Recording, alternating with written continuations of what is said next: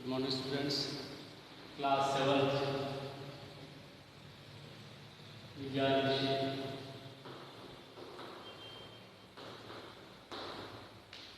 Topic मौसम।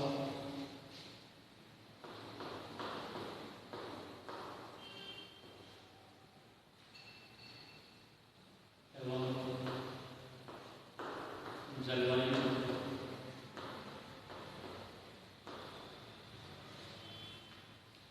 तथा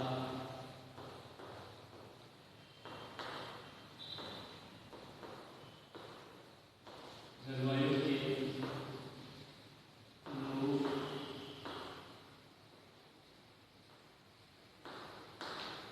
जंतुओं में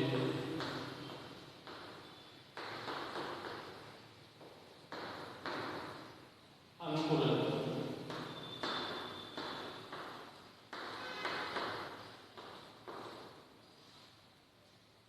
जंतुओं में अनुकूलन, यह अपना टॉपिक था। इसमें हमने मौसम के विषय में पढ़ लिया था, जलवायु के विषय में पढ़ लिया था, अनुकूलन के विषय में पढ़ रहे थे। अनुकूलन क्या होता है? जंतुओं का अपने वातावरण के अनुरूप परिवर्तित होना अनुकूलन कहलाता है, ये भी हमने पढ़ लिया था। अनुकूलन की अनुरूप परिस्थितियाँ यदि पैदा नहीं कर पाते हैं और वहाँ पर जंतु अपने आप को अनुकूलित नहीं कर पाते हैं, तो कुछ जंतु या पक्षी यानी कुछ प्राणी क्या करते हैं? प्रवास करते हैं, यानी एक स्थान से दूसरे स्थान तक दूसरे स्थान पर चले जाते हैं। यानी प्रवासी पक्षी या प्रवासी जंतु, प्रवासी प्राणी के रूप में वो दूसरे स्थान की अनुकूल परिस्थितियों में है वो निवास, कुछ समय के लिए निवास करते हैं। तो वो उनका है वो स्थान है वो प्रवास कहलाता है। तो प्रवास शब्द से क्या तात्पर्य है? प्रवास यानी कुछ पक्षी अपने क्षेत्र की जलवायु की प्रतिकूल परिस्थितियों से बचने के लिए, अपने क्षेत्र की जलवायु की कुछ जो प्रतिकूल परिस्थितियां हैं उनसे बचने के लिए वातावरण की अनुकूल परिस्थितियों वाले क्षेत्रों में जाकर के कुछ समय के लिए वहाँ रहते हैं। वो क्रिया प्रवास कहलाती है, वो क्रिया प्रवास कहलाती है। ठीक है, प्रवास।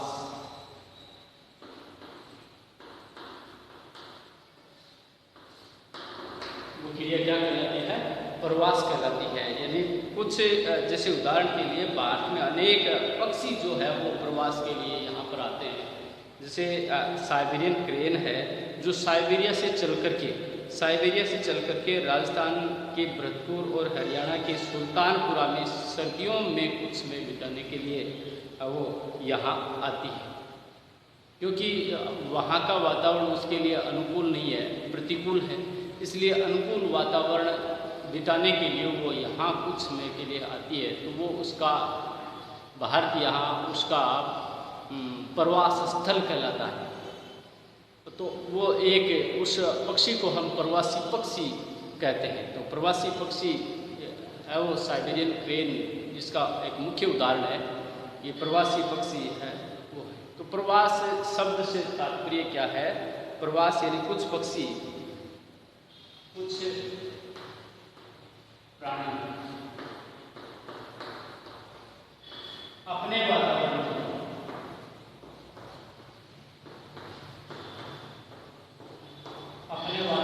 की प्रतिकूल परिस्थितियों के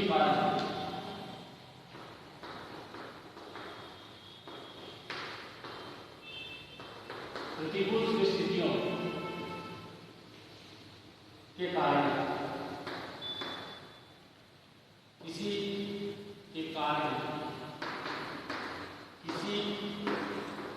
अनुकूल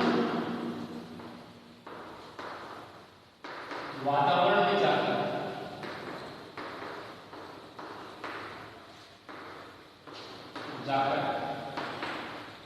कुछ समय बिताने की प्रक्रिया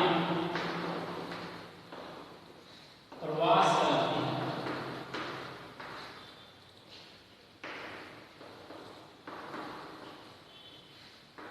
प्रवास कहलाते हैं। ठीक है, और उन प्राणियों को हम प्रवासी प्राणी कहते हैं। उदाहरण, मुख्य उदाहरण जो है, उदाहरण साइबेरियन क्रेन,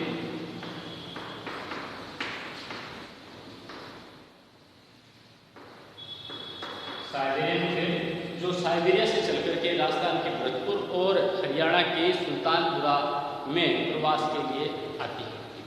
तो ये प्रवास शब्द है, उसकी परिभाषा और उसके कुछ है वो उदाहरण किसे कहते हैं, प्रवास।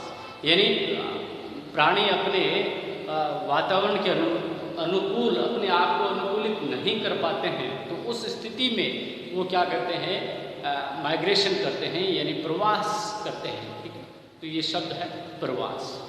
इसके बाद हम कुछ और अनुकूलन के उदाहरण पढ़ते हैं, जैसे कि उष्णकटिबंधीय वर्षावन। उष्णकटिबंधीय वर्षावन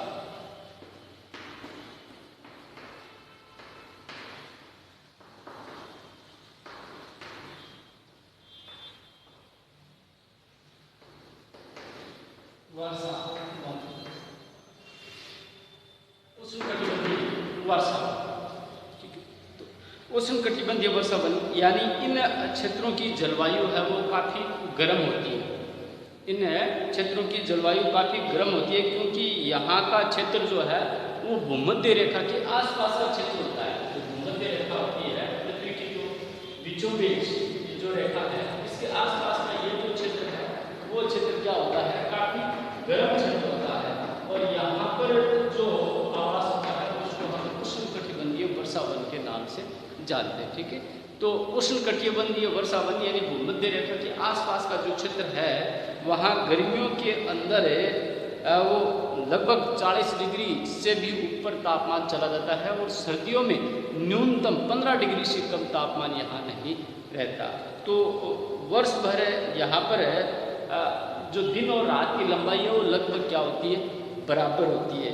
भारत में ये जो उष्णकटिबंधीय वन जो है वो पश्चिमी घाटों में, असम में, इनमें प्रमुख रूप से पाए जाते हैं। और यहाँ पाए जाने वाले जो मुख्य जो जंतु होते हैं, जैसे बंदर है, गोरिल्ला है, चित्ता है, हाथी है, तेंदुआ है, ये यहाँ के है वो मुख्य मतलब प्राणी हैं। तो ये यहाँ के वातावरण के अनुरूप उष्णकटिबंधीय क्षेत्रों में पाए जाने वाले जो जंतु हैं वो यहाँ के अपने वातावरण के अनुरूप अनुकूलित होते हैं, और उन को वहाँ पर अनुकूलित होने के लिए उनके शरीर में कुछ इस प्रकार की विशेषताएं हैं वो पाई जाती हैं, जिससे वो उस वातावरण में अच्छे तरीके से है वो अपना जीवन यापन कर सकते हैं। मुख्य रूप से जैसे मैं कुछ विशेषताएं उनके शरीर की, यानी उष्णकटिबंधीय गर्म और आर्द्र जलवायु में पाए जाने वाले जो जंतु हैं, प्राणी हैं, उनके शरीर पर कुछ विशेष प्रकार की विशेषताएं पाई जाती हैं, जैसे कि उसकी लंबी पूंछ का होना।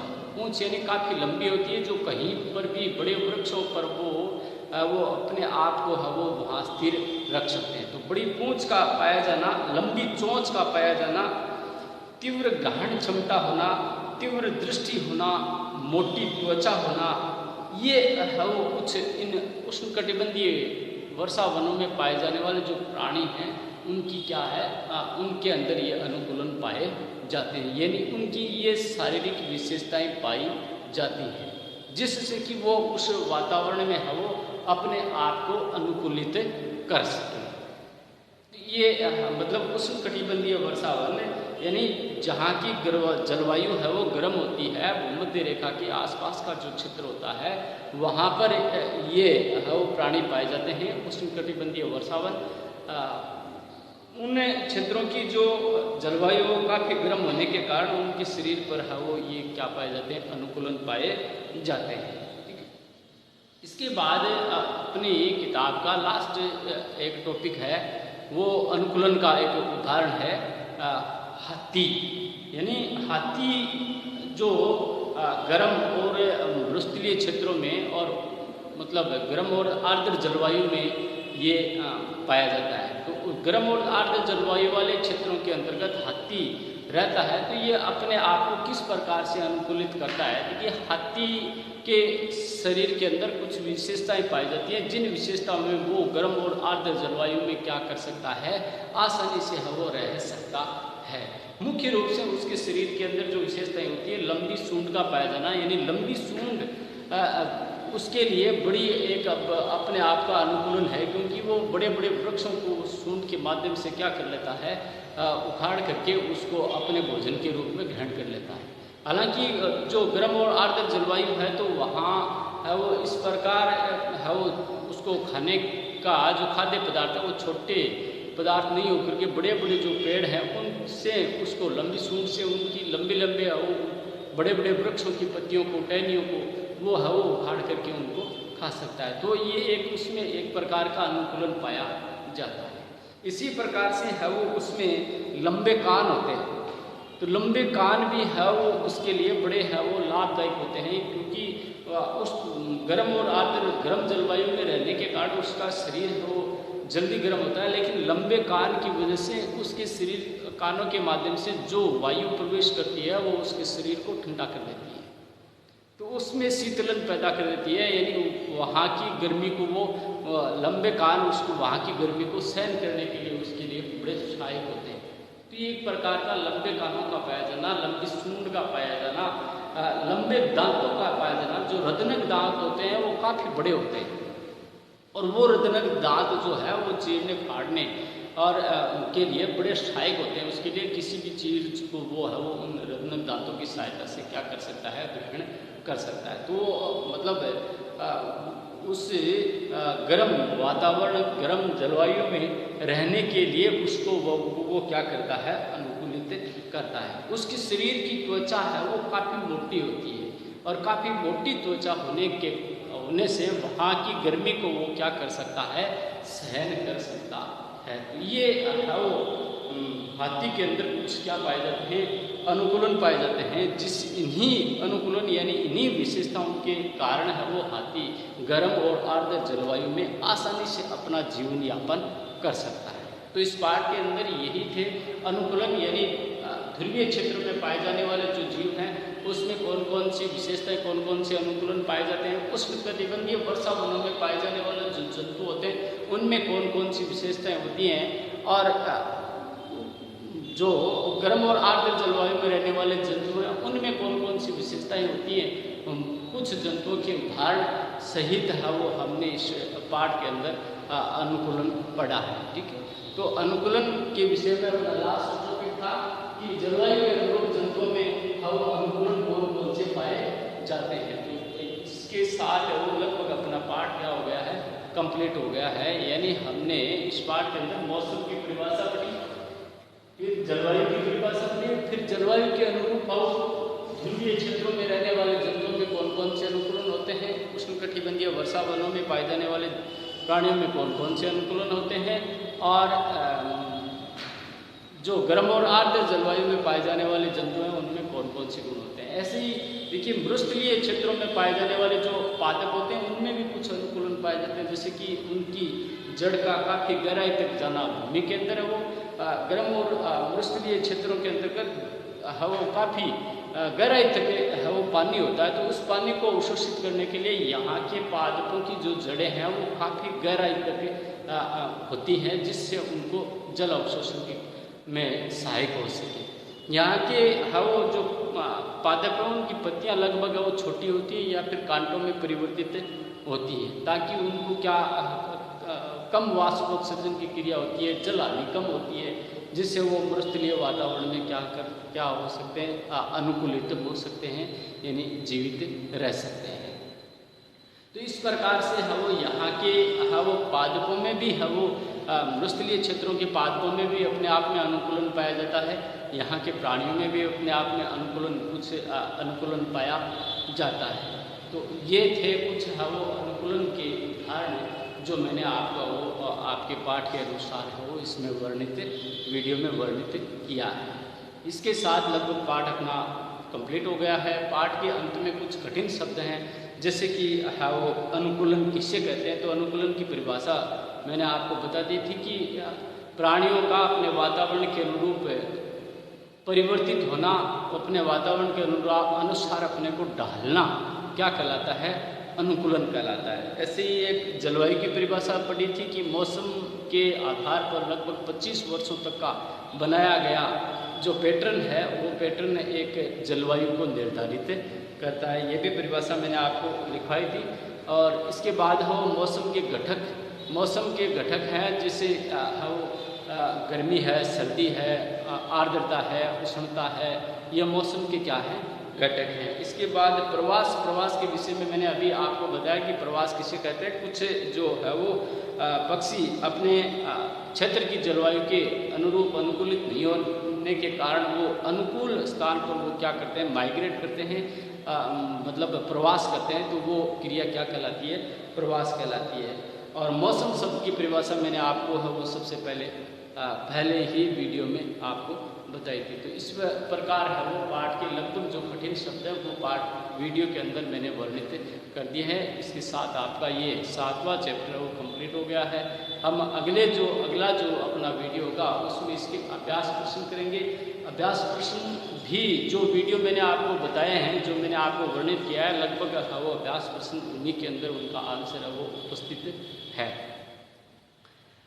यही प्रश्न होंगे। अनुकूलन किसे कहते हैं? प्रवास किसे कहते हैं? प्रवास पक्षी का एक उदाहरण देकर के समझाइए। ध्रुवीय क्षेत्रों में पाए जाने वाले जो जीव होते हैं उनके शारीरिक विशेषताएं लिखिए। हाथी अपने आप को मरुस्थलीय वातावरण में किस प्रकार से अनुकूलित करता है? ऐसे ही प्रश्न आपके अभ्यास प्रश्न वो आपकी किताब में आपको मिलेंगे और उनको वो आप आसानी से वीडियो को सुन करके और जो मैंने लिखवाया है वो देख करके आप उनको हल कर सकते हैं। तो अगले वीडियो में उन प्रश्नों के विषय में हम चर्चा करेंगे। इसके साथ वो धन्यवाद।